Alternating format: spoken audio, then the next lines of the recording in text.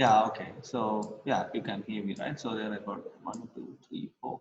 Yeah. So I think we can start now, right? So in our last class, we have seen about the evolution of integrated circuits, right, and types of integrated circuits, and how we can categorize the integrated circuit based on fabrication technique, size, and others. Right. Also, we have seen the advantages and disadvantages of the integrated circuits. Right. So in this class, or from today onwards, we are going to see about how we can fabricate these silicon devices. Right. So as I mentioned earlier, if you want to fabricate an integrated circuit, it should be fabricated on a wafer, right? A semiconductor wafer.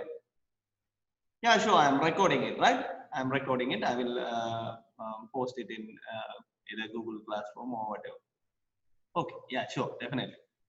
Right. So in this class, yeah. So as I said, the semiconducting wafer is the fundamental or the backbone of your semiconductor devices or device fabrication. Right. So now we are going to see about how we can fabricate these devices from sand, right? Sand is nothing but silicon dioxide, right? Sand, as you all know, sand, SiO2 is right, is one of the most abundant material in the earth, right? Silicon is one of the most abundant material in the earth, but, right, purifying the silicon from the sand makes it very expensive.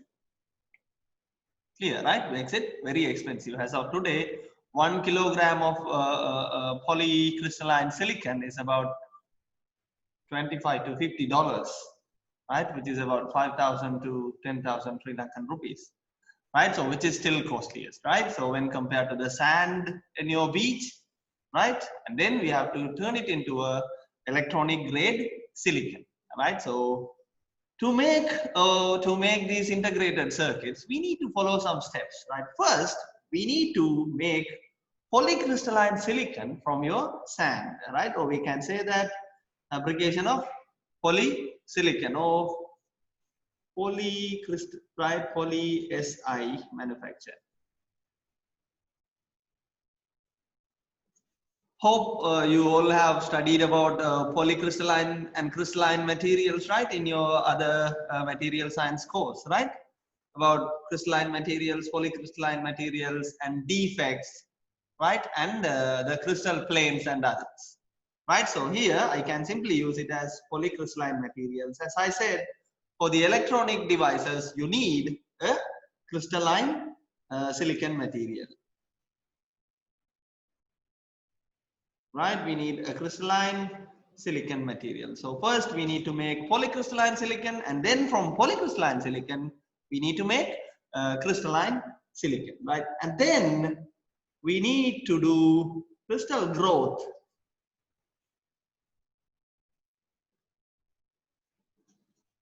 right? Okay, crystalline silicon, we need two different techniques, right? One is the Zoralski's technique, the other one is float zone technique, right? In crystal growth also we are going to see about three different techniques. One is the epitaxial growth, the other one is chemical vapor deposition, and finally about molecular beam epitaxy, right, or MBE, right? So that will be the third step. And fourth, about dielectric film formation.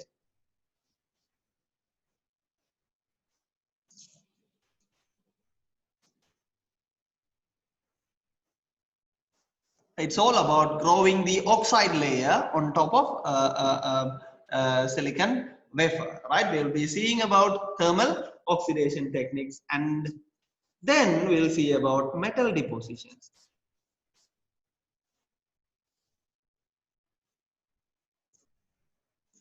Right, metal deposition, well, we are going to see about two different techniques. One is sputtering, right? The other one is thermal evaporation.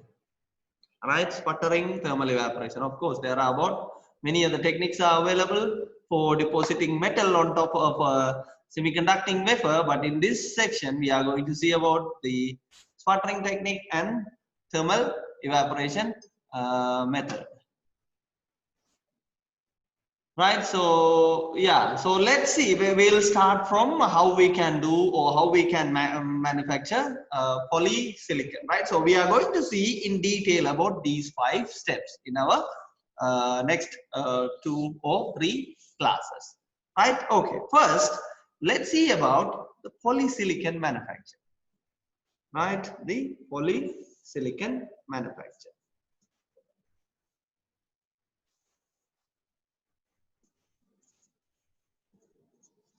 Right, as I said, for polysilicon manufacture, the raw material is SiO2, which is simply, in simple words, it is available in sand, right? In beach sand. You can see that silicon dioxide is simple glass, right? Simply, they are glass, but it's one of the most abundant material in the Earth's crust, right? So, let's see how we can convert SiO2 or sand into a polycrystalline silicon, right? For that, we use a thermal heating process, right? A heating process. What we do is, if you want to make silicon from silicon dioxide, we need to remove this oxide from Si. Am I right? We need to remove this oxygen from silicon, right? So, which means we need to reduce SiO2 into Si, right? So, what we simply do is we are going to mix carbon with SiO2 and we are going to heat it, right? When we are mixing carbon with SiO2 and when we are heating, the carbon and oxygen will react and it will go as carbon dioxide and you will have silicon molten silicon, right? Liquid silicon, right? But it is not a single step process. Let's see how we can do that one using a furnace, right?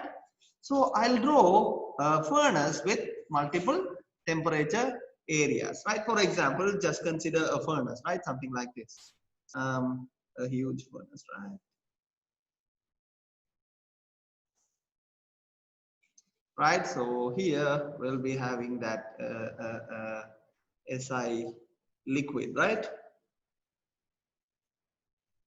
Or molten silicon, right? So yeah, right. So this, right, the section I am marking by the lines are actually the furnace, right? It will continuously heating the crucible, right?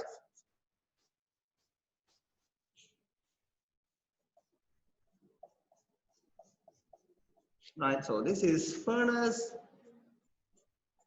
right? So this is just a crucible which can go up to 2000 degree, which can tolerate very high temperature, right? And then we will have an electrode in the middle, right? We'll have a simple electrode in the middle, right? So okay, so we can fill this one with sand, which means SiO2, and we can turn on the furnace, right? The furnace will simply giving heat to this one, right? So here we will have a temperature gradient, right? For example, we'll have a first region which is about 1600 degrees, right?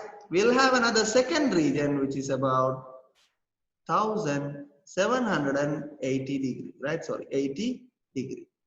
And then we will have a final region where you have your liquid Si, right? Liquid Si. So here we have 3 different temperature ranges, right? So what we can do is we are simply going to do what we are going to do is we are going to put SiO2 and we are going to heat it, right? So at this temperature range we will have a reaction, right? So what will happen is, so at 1600, so we'll mix it with carbon, right? We will mix with carbon, right? So at this temperature we will have both carbon dioxide, carbon monoxide and carbon as the material, right? So since we have very low temperature here, we will have partial reduction of silicon or partial reduction or oxidation of carbon, right? You can see that this is SiO2 and this is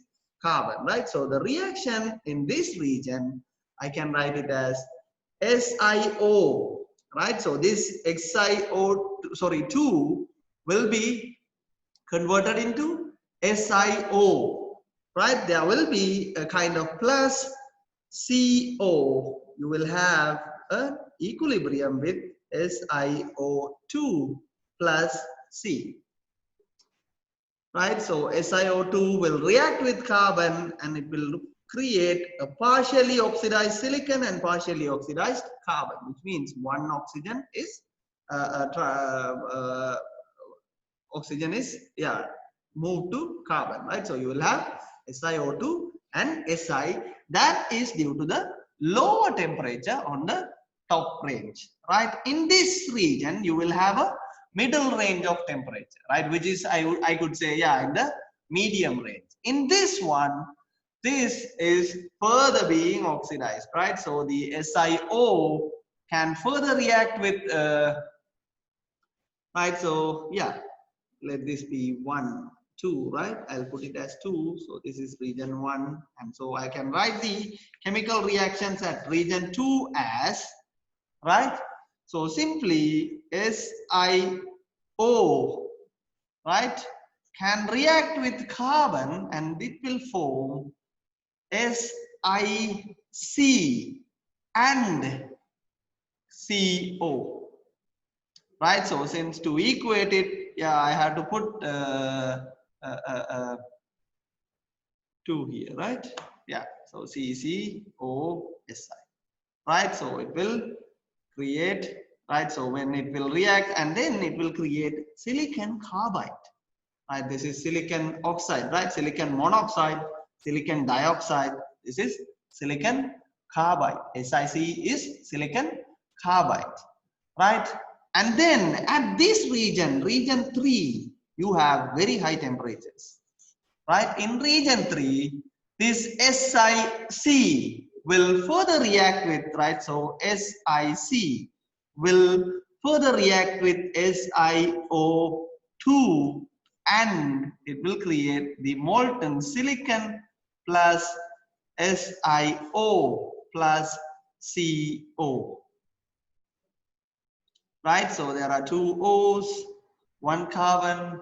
Yeah, of course, that is there, right? So the equation is balanced, right? So it will simply react. So here you will have molten silicon as the result, right? That will be drained from the passage, right? Drained from the furnace, right? So this silicon is actually consists a lot of impurities, right? This is not pure silicon, right? Hence we call it as metallurgic grade silicon or MGS,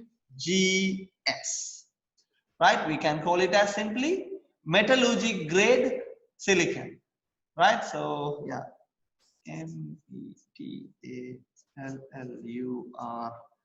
METALLURGICL, metallurgical grade Si, right? So that stands for this MSG, right? But this will have a lot of impurities, right? Due to the initial fabrication technique, this will have a lot of impurities, including aluminium, boron, calcium, iron, phosphorus, and copper, right? All these impurities will be present in the metallurgic grade silicon. But when we are going for electronic device fabrication, we need electronic grade silicon, right? Which is EGC,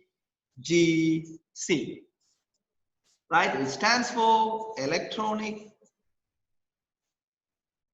grade Si, right? In which you have to have very low amount of silicon. Sorry, a very low amount of these impurities.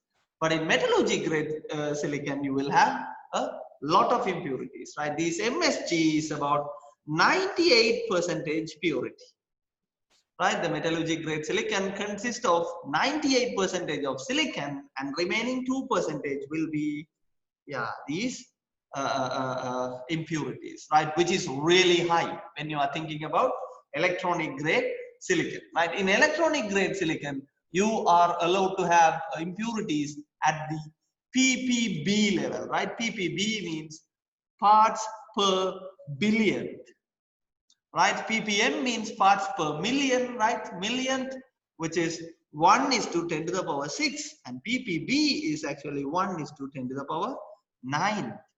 Right, so if you have 10 to the power 9 silicon atom, you are supposed to have only one impurity, which means at least 1,000 times, right? When compared to ppm and ppb, which are 1,000 times less impurities, right? So let's see how we can make. So okay, now we have made metallurgic grade silicon, right, from SiO sand, SiO2. Right now, let's see how we can make these metallurgic grade silicon into uh, electronic grade silicon or pure silicon, right?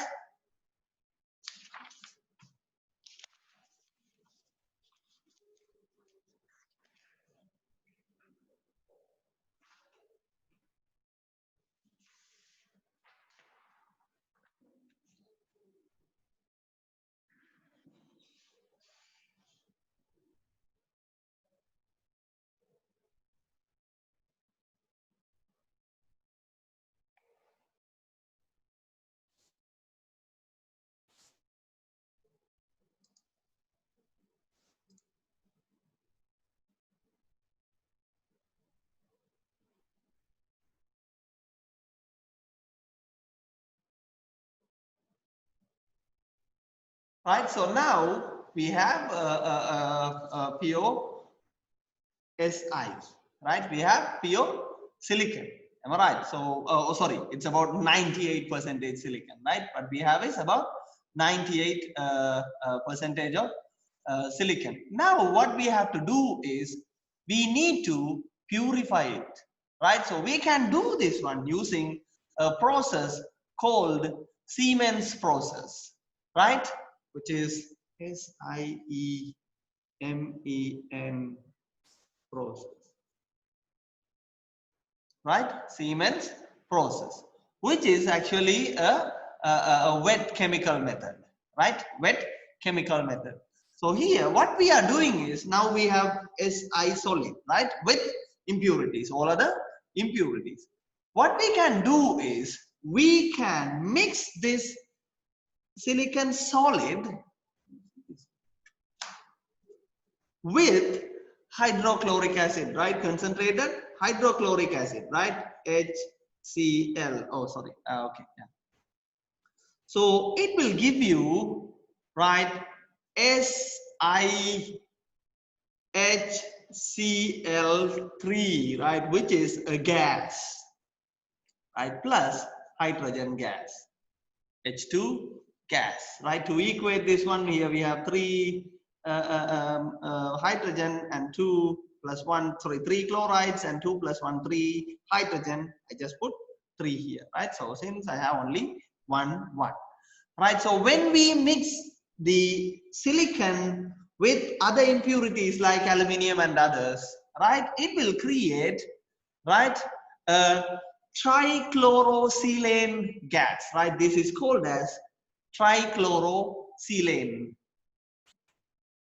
Can you hear me? I think I'm moving away from my microphone. Okay, right. So Yes, this sir. is called as trichlorosilane, right? TRICHLOROSILANE,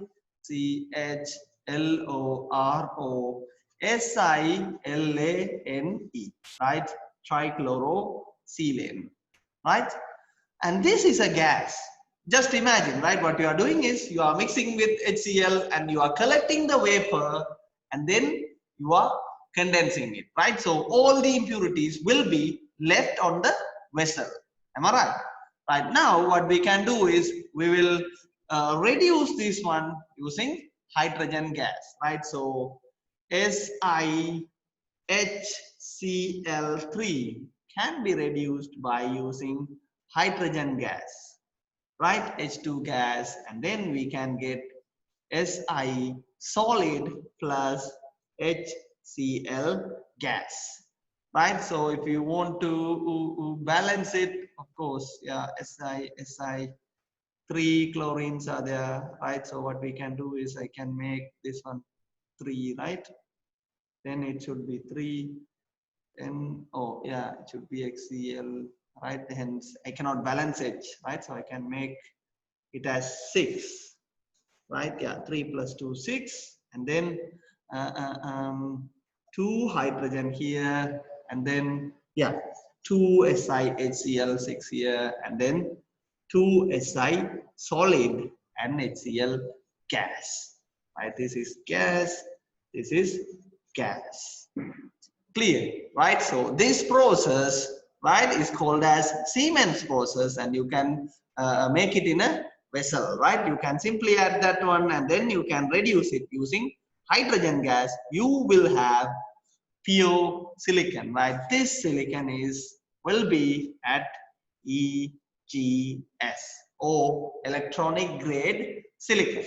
But still, this electronic grade silicon will be polycrystalline, right? So now we have seen how we can make from SAN to MGS, and then EGS, but still the EGS is not a crystalline silicon, right? It is a polycrystalline silicon, right? It will consist of multiple crystalline or grains inside it, right? Hope you all know about the difference between polycrystalline material, crystalline material, and amorphous material, right? You have studied in your ceramic and other subjects. Okay, now let's see how we can make crystalline silicon using these electronic grade silicon, right? As I said, electronic grade silicon is a highly pure silicon, right, which has a very low amount of impurities, right? So it still have impurities, but when compared to the EGS, this will be much lower, or in terms of P or parts per billion, right? Okay, let's see. So that's all about the first step, right? First process. That's all about polysilicon manufacture, right? So what we have seen is, we have seen about how to make MGS and then how to make EGS, right? MGS is just simply melting, and EGS is just mixing with hydrochloric acid or HCl gas, right? So it will give you, and then you can remove the impurities, right? So that's all about polysilicon manufacture. Now let's see how we can make crystalline silicon from the polysilicon material, right? So here, yeah,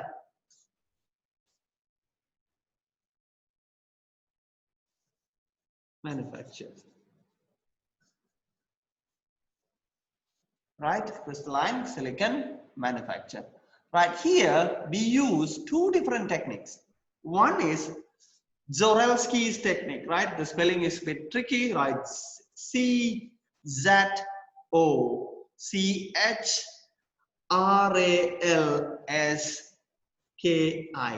right? Zoralski, right? Zoralski's technique.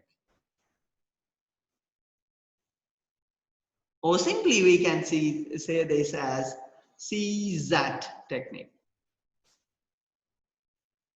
Right? If you found difficulties in pronunciating his name, it's a name of the scientist, right?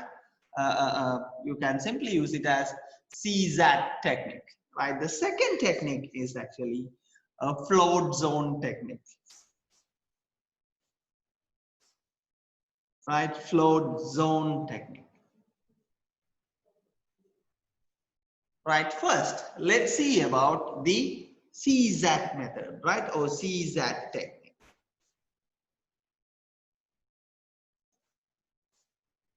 Right, the Zoralski's technique is nothing but, right, another kind of a molten technique, right? So here what we are doing is, we will have a crucible, right, filled with the M right? EGS, electronic grade silicon, right? So it is mounted in a furnace, right? It is mounted in a furnace. I can make something like this, right? The electronic coils, right? These are furnace, right? ORF heating coils. I can say that these are being heated by radio frequency waves, right? Similar to your microwave heaters, but the temperature will be much higher, like 1600, right? So what here we are doing is we will have a rotating chunk, right? Just assume that you have a cup or a vessel which has molten silicon, and then you have a small piece of crystalline silicon mounted on top of a rotating chuck. What you can do is, remember, the orientation of the seed silicon defines the crystal orientation of the silicon growth.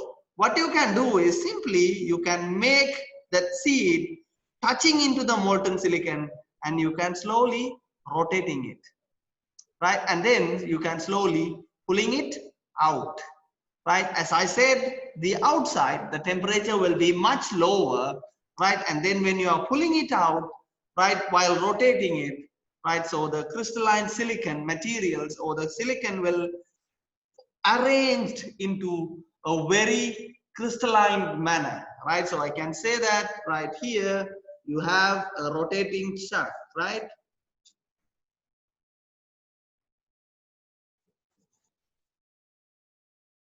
Right, chuck, and this is heating coils, right? This is molten silicon, right? This is silicon liquid, right, at high temperature, right? So I can do what I can do is, while I am keeping on top, right, and then while I am rotating and moving, it will be growing something like this, right? So this will be perfectly oriented crystalline silicon material, right? So it will be very slow process, right? The rotation and pulling it up will be a really slow procedure, right? Which will take a lot of time, right? Yeah, I can show you the ingot, right? I am preparing your lecture notes, and when it is completed, I will upload it, right?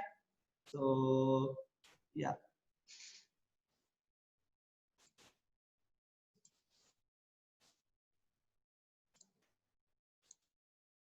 Can you see that? So this will be the shape of the final product, right? This, which is called as an ingot, right? This is called as a silicon ingot.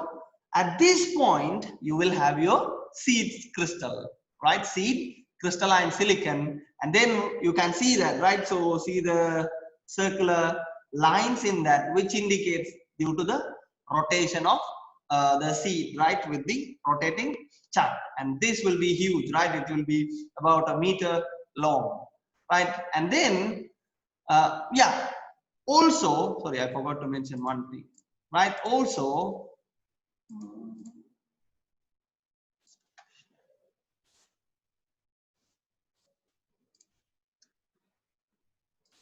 right? Also, if you want to make either it has a P type or N type silicon, right? Which means if you want to dope, right, you can add the impurities at this stage, right? You can add either a third group element or a fifth group element to make it as a P type semiconductor or an N type semiconductor, but that can be done at this stage, right? In the molten silicon, you can add the impurities as well, right? So that is doping is actually, you are adding impurities intentionally, right? You need them in the crystal structure, so you add them intentionally, right? So based on the impurities added, the silicon ingot will be either P type or N type, right? So this is the simple explanation of how the CZ technique or the Zoralski technique works, right? The second technique is actually the float zone technique, right? ATZONE, right? Float zone technique, right? float zone technique is nothing but what we are doing in float zone technique is, right, we will have a tube like a furnace, right, or a vertical furnace, right? So which will, right, so here I can say that there are an array of coils, right? So this is a set of coils, right, and this can move up and down, right? This can move up and down. And then in the middle, what I have done is I have loaded an ingot of polycrystalline silicon, right? I have loaded an ingot of polycrystalline silicon in a mold, right? In a mount, kind of something like this. And then on top, yeah, I can fix it into another mount, right? Yes. So this is fixed. Right now, what I am doing is, right, this is a polycrystalline silicon, right? This is a polycrystalline silicon rod. I will heat this, or I can make these RF heaters on, and then I will slowly move the heating zone up, right? So what we'll do is it will simply melt it, right? It will simply melt it, and then it will recrystalline at the bottom, right? When the furnace is going up, it will be recrystallizing, right? So before this one, it will be simply polycrystalline silicon, right? So what you are doing is simply you are melting it, and then while you are moving it, it will be again recrystalline, right? So it will be simply melting and recrystallization technique, and hence you can get the crystalline silicon as well, right? So this technique is called as a float zone technique, right? And then now you have ingots, right, which are circular in shape, right? These are in shape. Now to make wafers, right, small discs of semiconductors, what you can do is you can cut them into pieces, right? You can cut them into pieces, right? So yeah, so there will be um, different techniques to identify the crystal orientation of the silicon pieces, right? So hope you all know about the crystal planes, right? Have you studied about crystal structures, crystal planes? I can stop share right now. Have you studied about crystal planes and crystal structures? That 111 plane, 110 plane, those things?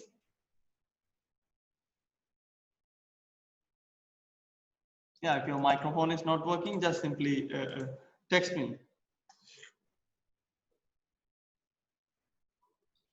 Yes, no? Yeah. So, yeah, I think I can continue in the right. So I think that's enough for today, right? So we have seen about, so that's all about actually the crystalline silicon fabrication, right? That's all about crystalline silicon fabrication. So now we have completed these two, right? We have completed this one and this one. We have 1, 2, 3, 4 left, right? We'll try to cover these things next week, right? So if you have any questions, doubts, you can ask me now.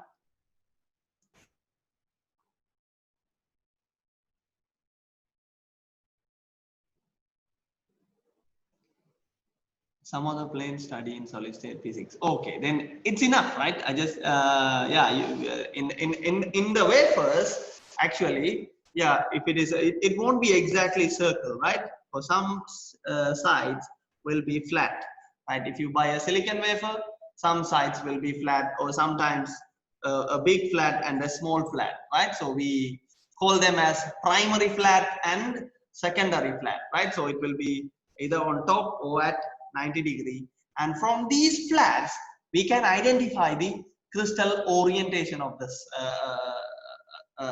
orientation of the wafer, right? If it has only the primary flat, or it will be, if the shape is something like this, right, we can say that is as a 111 orientation silicon. And if you have a primary flat and a secondary flat, then you can call it as a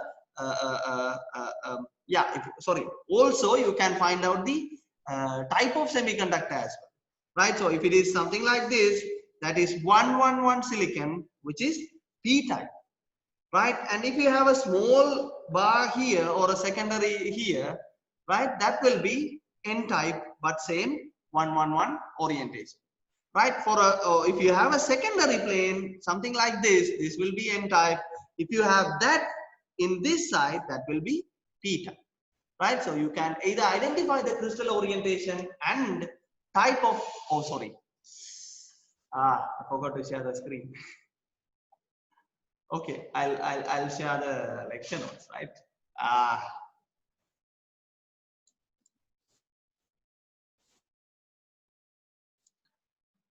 Yeah, this is not clear.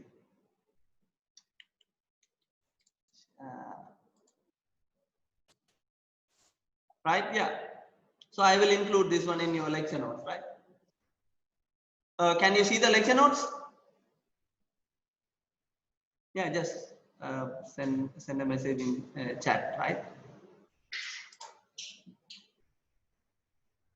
Okay, right. So this is actually P type. This is, sorry, P type 111 silicon. This is N type 111 silicon, right? This is 100 P type. This is 100 N type, right? Nothing else. Okay, so that's all about it. I'll add all these figures in your lecture notes, right? I'm planning to complete it, right? I have completed, but I have to complete it, and then I will upload it, right?